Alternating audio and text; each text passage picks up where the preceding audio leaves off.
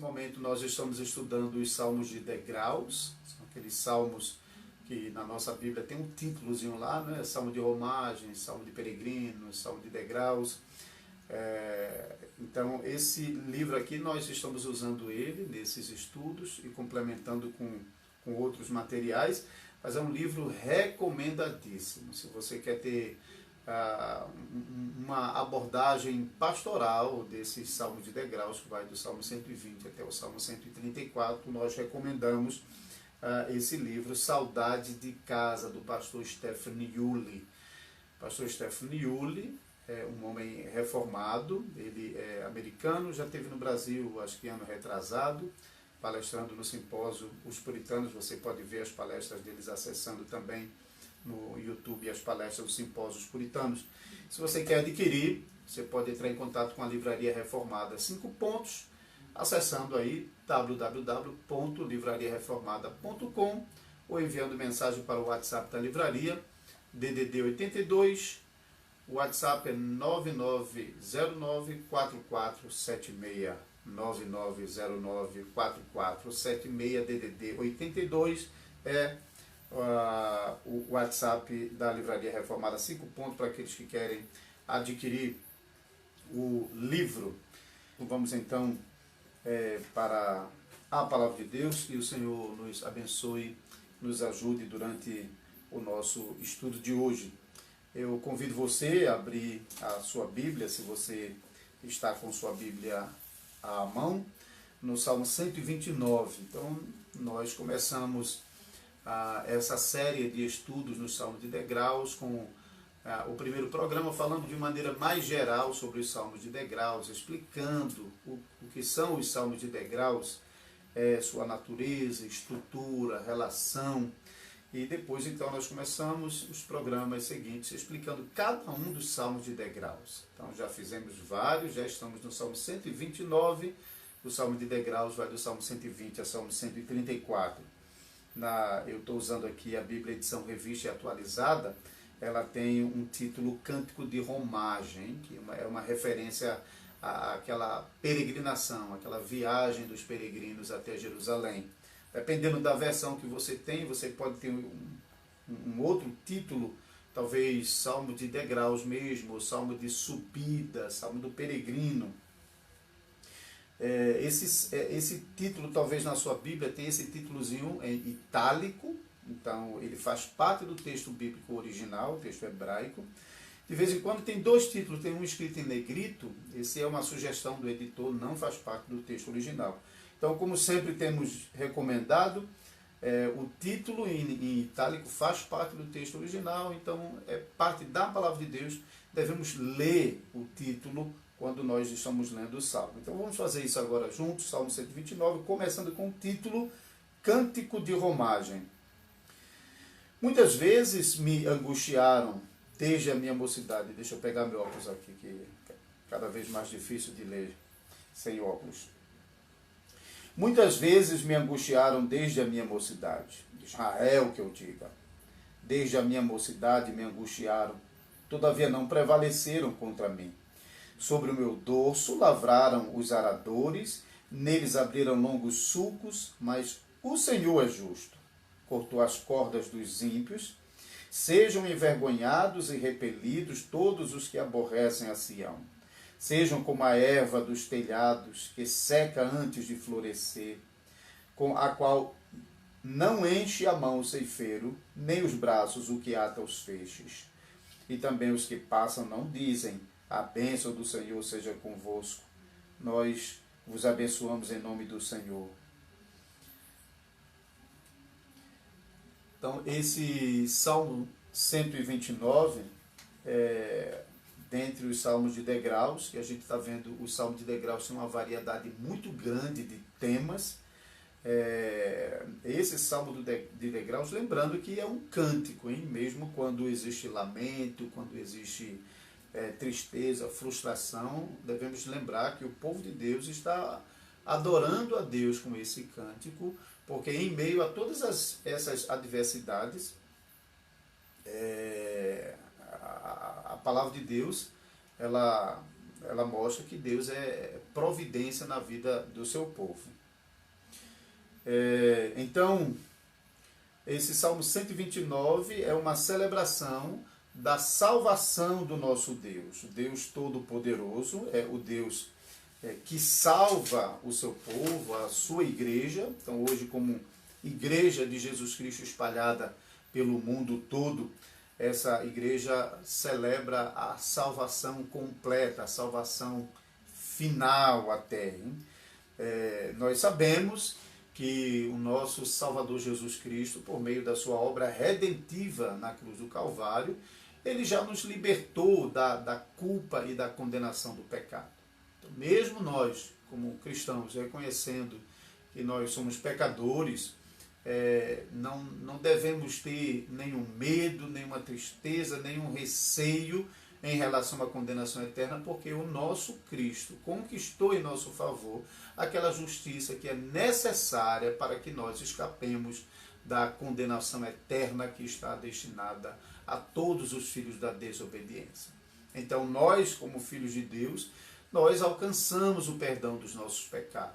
Como filho de Deus, nós já alcançamos a vida eterna já nessa vida. A vida eterna, ela é antecipada para aqueles que amam a Deus. Porém, embora não haja mais nenhuma condenação para os que estão em Cristo Jesus, então não há mais nenhum temor da condenação, porque nós confiamos no perdão dos pecados em Cristo Jesus, mas apesar disso, nós sofremos ainda com o contato com o pecado, com a presença do pecado no mundo e com os ataques do pecado e do mal que existe no mundo. O Catecismo de Heidelberg é um documento histórico das igrejas reformadas que serve como uma confissão das igrejas reformadas. Se você quer conhecer mais, tem inclusive o site do Catecismo de Heidelberg, você pode pesquisar na internet. O Catecismo, no domingo 52, no último domingo do Catecismo, bem lá no finalzinho, explicando a sexta petição da oração do Senhor, ele explica que os nossos inimigos declarados, o diabo, o mundo e a nossa própria carne, não cessam de nos atacar. Então, como crentes, isso não está falando de um descrente, não. É que um descrente que está entregue ao pecado, que já vive no mundo, no pecado, dominado pelo mal, não tem esse conflito, não tem essa tensão, não existe isso. Isso realmente é na vida do crente. O crente, apesar de gozar de salvação em Cristo Jesus, ele ainda sofre os ataques dos seus inimigos declarados, o diabo, o mundo e a sua própria carne. Porém, então, nós como crentes sabemos que apesar da perturbação que o pecado ainda nos causa nesse mundo, eles não nos condenam mais. E por fim, quando o nosso Salvador Jesus Cristo retornar na glória celestial, ele vai pôr fim ao pecado e ao mal nesse mundo. Não apenas aquele pecado que persiste dentro de nós, mas também aquele mal e aquele pecado que persiste fora de nós, no mundo caído, e também no diabo, que será lançado no fogo eterno para todo sempre. Então, essa é a doutrina da salvação que nós, como Cristo Jesus, desfrutamos. E nós podemos ver isso, essa doutrina da salvação, apresentada também nesse Salmo 129, que nós já lemos aqui. Então, o Salmo 129, se você pode olhar a estrutura do Salmo 129, basicamente em 3 partes. Na primeira parte, versículos 1 e 3, descreve o sofrimento do crente diante do pecado e da maldade que o cerca. No versículo 4, nós vemos a intervenção de Deus na salvação desses filhos de Deus. E os versículos finais descrevem, então, o juízo condenatório de Deus sobre esses filhos da desobediência, sobre esses que não temem a Deus e que vivem de perturbar a paz da igreja, que vive de atacar aqueles que servem a Deus. Então, isso é basicamente a estrutura desse Salmo 129, e segue essa linha que eu já coloquei na introdução. Por isso nós hoje, como cristãos, podemos perfeitamente cantar esse salmo, porque esse salmo realmente está descrevendo a obra de salvação de Deus. Mas vamos dar uma olhadinha agora, como é que esse salmo está descrevendo isso. Preste atenção, no versículo 1, o salmo diz assim: muitas vezes me angustiaram, desde a minha mocidade, Israel, que eu diga. Embora ele use a primeira pessoa, né, falando sobre si mesmo, mas imediatamente ele inclui Israel como testemunho do seu sofrimento, porque Israel mesmo está sofrendo esse mesmo sofrimento. Então, ao que tudo indica, apesar do uso da primeira pessoa, o salmista aqui no Salmo 129, ele está descrevendo um sofrimento que não é particular dele, mas é um sofrimento comum da nação de Israel. E combina com isso o versículo 5, quando ele fala: sejam envergonhados e repelidos todos que aborrecem a Sião. Sião é uma referência a Israel, é o monte onde estava o templo, que serve de imagem para a nação pactual. Então, veja, ele não simplesmente diz: sejam envergonhados e repelidos aqueles que aborrecem a mim, aqueles que me aborrecem, como ele apresenta em primeira pessoa logo no primeiro versículo. Então, embora ele está descrevendo em primeira pessoa, como qualquer cristão que está orando e sofrendo os ataques de Satanás, ao mesmo tempo ele sabe que esse ataque que ele está sofrendo não é particular e exclusivo dele, mas de fato é um ataque à igreja. E toda a igreja, de fato, sofre esse ataque. Então, essa descrição do versículo 1 é a descrição do sofrimento que o povo de Deus, desde o princípio, tem sofrido com os ataques da maldade que há na raça humana. Agora, interessante aqui, observe que ele diz: desde a minha mocidade me angustiaram, todavia não prevaleceram contra mim. Desde a minha mocidade. Se estiver correta que o salmista não está falando de sua vida pessoal, mas da nação de Israel, então a mocidade não é dele, mas é da nação de Israel, quando a nação de Israel ainda estava bem no começo. E nós aprendemos pela palavra de Deus que Israel foi forjado no Antigo Testamento, e logo bem cedo, ainda novinho, Israel foi para o Egito e passou 400 anos ali no Egito. Então, ali no Egito, Israel, de fato, sofreu horrores. E observe a descrição da angústia, dos horrores que ele, junto com Israel, enquanto nação pactual, sofreram desde a sua mocidade. Isso lembra também o sofrimento do povo de Deus no Egito. Ele diz assim, a imagem que ele descreve para falar dessa angústia, desse sofrimento, é a imagem de um arador, hein? Ele diz, versículo 3, sobre o meu dorso lavraram os aradores e nele abriram longos sulcos. Mesmo a gente não sendo do interior, embora talvez quem está nos ouvindo e nos assistindo nesse momento, talvez tenha sido pessoas que já moraram no interior e conhecem muito bem o arado, hein? Aquele equipamento.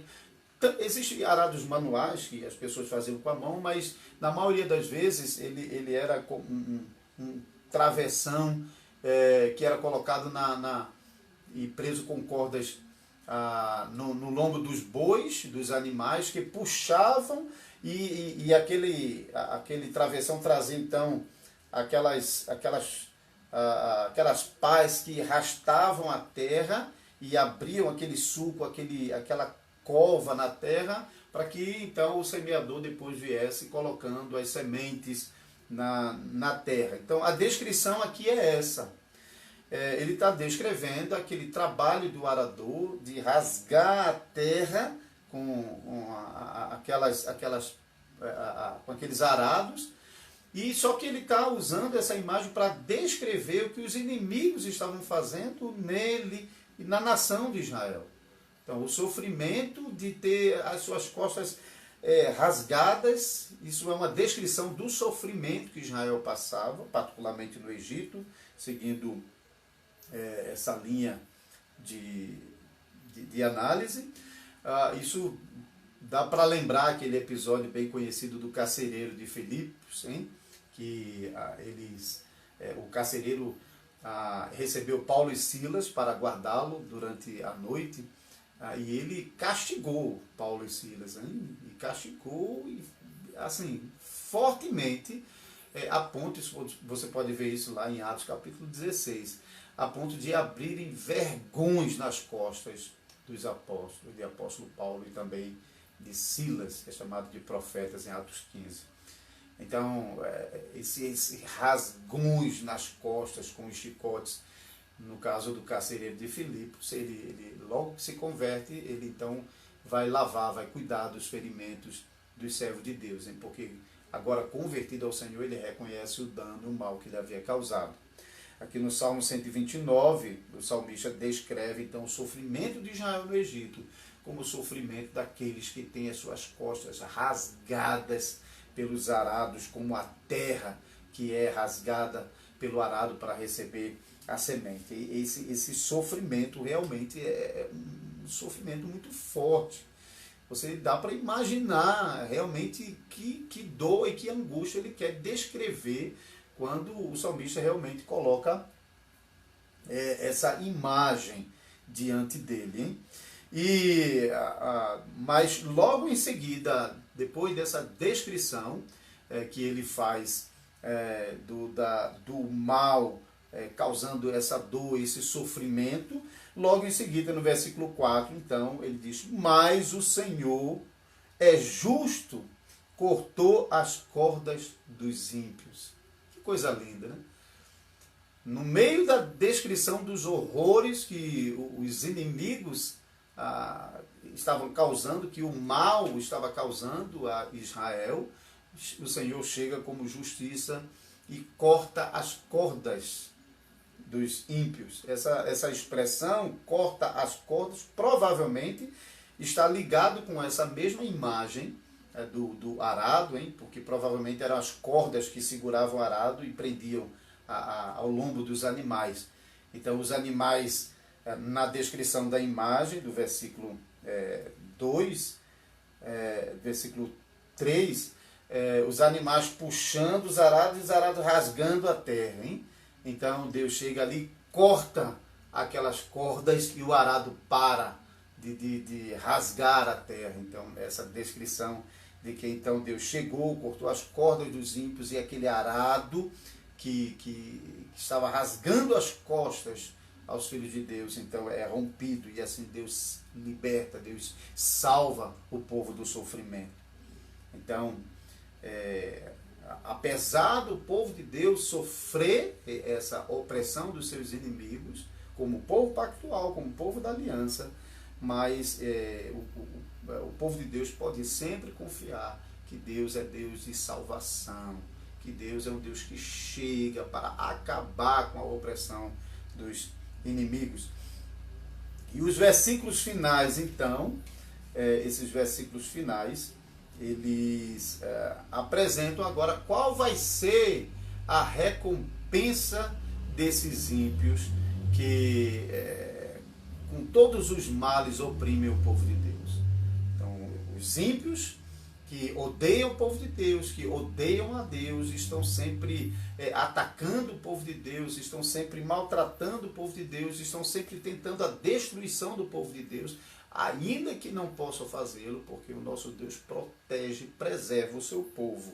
Mas ainda assim, eles estão sempre buscando uma maneira de destruir o povo de Deus. Mas veja agora a descrição dos versículos finais, que é o oposto que vai acontecer. Eles tentaram destruir o povo de Deus. Eles tentaram rasgar as costas ao povo de Deus com um arado, mas o Senhor cortou a corda. E agora o Senhor vai dar a paga a esses que estavam causando sofrimento ao povo de Deus. Os versículos finais, então, você pode ler e pode acompanhar. Sejam envergonhados e repelidos todos os que aborrecem a Sião.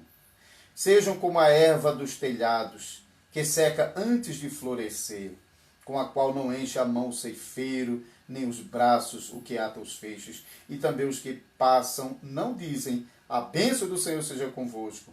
Nós vos abençoamos em nome do Senhor. Então, há algumas coisas interessantes nessa descrição do juízo contra esses ímpios que estão atacando o povo de Deus, né? O versículo 5 começa dizendo, sejam envergonhados e repelidos todos que aborrecem a Sião. Então, é uma descrição geral de todo aquele que é contra Deus e contra o seu povo. No Antigo Testamento, nós aprendemos que Israel estava cercado de nações ímpias e o mundo inteiro jazia sem o conhecimento da salvação e sem Deus, e, portanto, condenado mesmo. O Salmo 147, versículos 19 e 20, é muito claro em dizer que Deus manifestou seus decretos a Jacó, seus mandamentos a Israel, não fez assim com nenhuma outra nação da terra. Todos desconhecem o Senhor. Então, essa era a descrição de todas as nações que não pertenciam ao povo de Deus. O povo de Deus eram as 12 tribos de Israel, era a nação pactual. Não é que Israel era melhorzinho do que outras nações, que Israel era coisa boa. Israel era uma nação que muitas vezes mostrava sua perversidade, sua pecaminosidade, mas era a nação do pacto. No meio dessa nação, Deus estava processando a salvação e o evangelho do Salvador Jesus que haveria de ser manifestado um dia. Então, esse povo pactual, esse povo de Deus, esse povo, apesar das suas fraquezas, dos seus pecados, é povo de Deus. É povo de Deus. E agora Deus vai retribuir aqueles que estavam oprimindo a Sião. Sião é a descrição, uma palavra que serve para descrever o povo de Deus no Antigo Testamento. Sejam envergonhados e repelidos. Envergonhados porque os seus planos são frustrados. Os planos de rasgar as costas ao povo de Deus, como o arado rasgava a terra, a descrição do versículo 2 e 3, é desfeita. Eles não conseguem levar adiante o seu plano. Então eles ficam envergonhados. E são repelidos porque agora o Senhor vai bani-lo. Se eles ainda estão em volta de Israel, isso é a descrição do Salmo no Antigo Testamento, mas vai chegar um dia em que eles serão banidos dessa terra. E o Salmo prossegue então para voltar a uma imagem que está bem relacionada com a imagem do arado, que fala sobre a semente, hein? O arado rasgando a terra e para receber a semente. O versículo 6 diz, sejam como a erva do telhado que seca antes de florescer. Eles queriam colocar, estavam rasgando as costas ao povo de Deus para colocar a semente e fazer com que a sua perversidade pudesse brotar e prevalecer em Israel. Mas agora Deus diz que vai fazer com eles o contrário do que ele queria fazer com Israel. Vai fazer deles como aquela planta que, plantado no telhado, não chega nem a brotar. E se brotar, não dura não, porque o sol sobre a planta, que não tem raiz, porque está plantada em cima do telhado, não vai crescer, não vai desenvolver. Então esses ímpios que queriam rasgar as costas ao povo de Deus, que queriam ficar a sua maldade no meio de Israel, eles serão como aquela planta que não vinga, aquela planta que não se desenvolve, aquela planta plantada na laje, no telhado. Assim vão ser eles. Eles não vão encher, versículo 7, eles não vão encher a mão, os ceifeiros não vão encher a mão, e nem os braços vão ficar cheios de feixes, porque eles não vão ter colheita. A sua maldade contra o povo de Deus não vai ter colheita. Deus garante, preserva, protege o seu povo e não permite que os ímpios se irandem sobre o povo de Deus. Deus protege e preserva o seu povo. E, em conclusão, versículo 8, e também os que passam não digam, a bênção do Senhor seja convosco, nós vos abençoamos em nome de Jesus. Eles não terão a bênção de Deus sobre ele. eles não receberão misericórdia. Esses que são frustrados em seus planos perversos contra Deus e contra o seu povo, esses não têm direito à bênção do Senhor, são envergonhados e banidos, repelidos de diante da face do Senhor.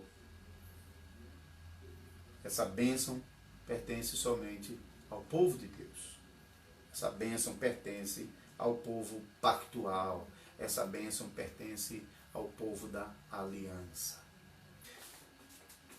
Ok, então vamos concluir, vamos voltar para o texto do Salmo 129 e vamos concluir o nosso estudo aqui nesse Salmo. Eu já expliquei que esse Salmo ele tem uma estrutura que você facilmente pode localizar olhando na sua Bíblia. O Salmo 129, que é um cântico de degraus, cântico de romagem. Os três primeiros versículos descrevem o sofrimento do povo de Deus em meio ao pecado e à maldade que está no meio dos homens. No versículo 4, então, Deus aparece como Salvador do seu povo, o justo Senhor, que desfaz a maldade dos ímpios. E os versículos finais, a recompensa destinada aos ímpios que oprimem o povo de Deus.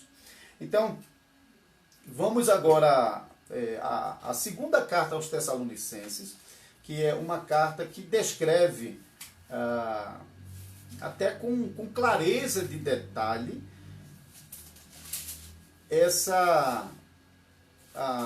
o sofrimento presente do povo de Deus, que tem a promessa de salvação em Cristo Jesus, mas também o consolo que o povo de Deus pode ter na promessa de que Deus não vai deixar que os ímpios que oprimem o povo de Deus assim o faça para sempre, mas Deus vai acabar com isso no dia da sua vinda, destruindo a todos aqueles que oprimem o povo de Deus. Então, na segunda carta do apóstolo Paulo aos Tessalonicenses, já no capítulo 1, eu quero que você abra a sua Bíblia, ou acompanhe a leitura comigo nesse momento. Eu vou ler a partir do versículo 3, capítulo 1 da segunda epístola aos Tessalonicenses. Irmãos, cumpre-nos dar sempre graças a Deus no tocante a vós outros, como é justo, pois a vossa fé cresce sobremaneira, e o vosso mútuo amor de uns para com os outros vai aumentando, a tal ponto que nós mesmos nos gloriamos de vós nas igrejas de Deus, à vista da vossa constância e fé, em todas as vossas perseguições e nas tribulações que suportais, sinal evidente do reto juízo de Deus, para que sejais considerados dignos do reino de Deus, pelo qual com efeito estáis sofrendo. Se de fato é justo para com Deus, que ele dê em paga tribulação aos que vos atribulam, e a vós outros que sois atribulados, alívio juntamente conosco, quando do céu se manifestar o Senhor Jesus com os anjos do seu poder, em chama de fogo, tomando vingança contra os que não conhecem a Deus e contra os que não obedecem ao Evangelho de nosso Senhor Jesus. Estes sofrerão a penalidade de eterna destruição, banidos da face do Senhor e da glória do seu poder, quando vier para ser glorificado nos seus santos e ser admirado em todos os que creram, naquele dia, porquanto foi crido entre vós o nosso testemunho. Louvado seja Deus, que não deixa o seu povo no sofrimento, que não deixa o seu povo desamparado. Deus não é um Deus que está olhando do céu, olhando o sofrimento do seu povo e se regalando nisso, não. Deus é um Deus de comunhão com o seu povo. Deus é como um pai que não tem prazer no sofrimento do seu povo. Por isso mesmo, ele já determinou que vai punir com justo juízo todos aqueles que desprezam a Deus e que promovem a perseguição, ataques, sofrimentos ao povo de Deus nesse mundo.